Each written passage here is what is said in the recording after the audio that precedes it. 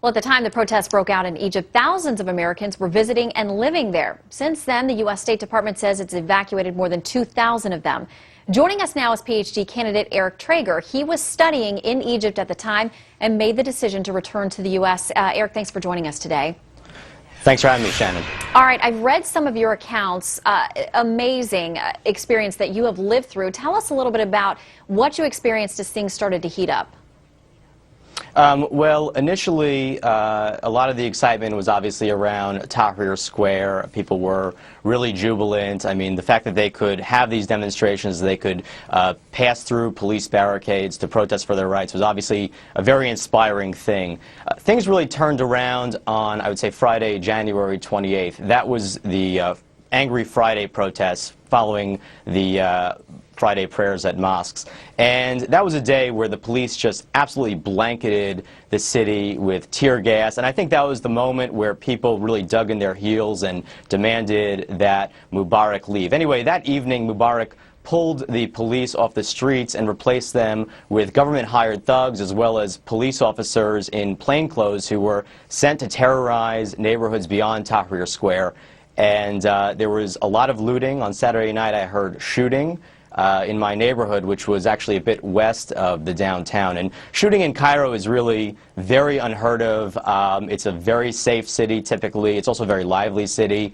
And the city just really shut down. And to combat the looting, the people of Cairo organized neighborhood watch groups. But these neighborhood watch groups were essentially teenagers and even people who looked to be, I don't know, 10 to 14, carrying guns, swords, broomsticks.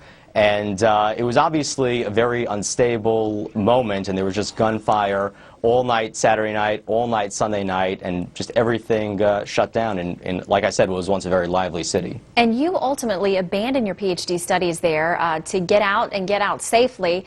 In your experience, having been there on the streets, what do you think was the initial motivating factor, or who was in leadership in the protests as they initiated? And are you worried now that there may be other factions that are going to capitalize or take advantage of what's happening?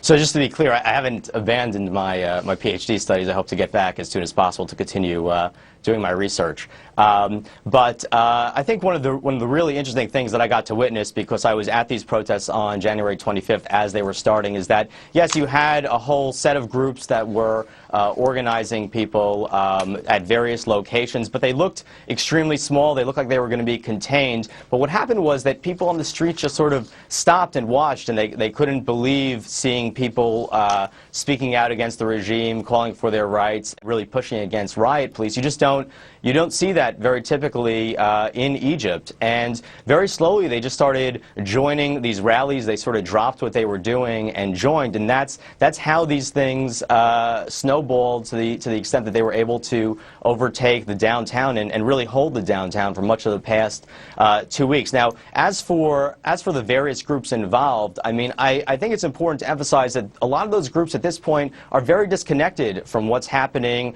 in Tahrir Square, because so many of the protesters there aren't affiliated with any organization, aren't even political, and never imagined that they would be participating in something like this. And that actually creates a real danger that even if opposition groups are able to reach some sort of agreement, that it won't be accepted by the protesters.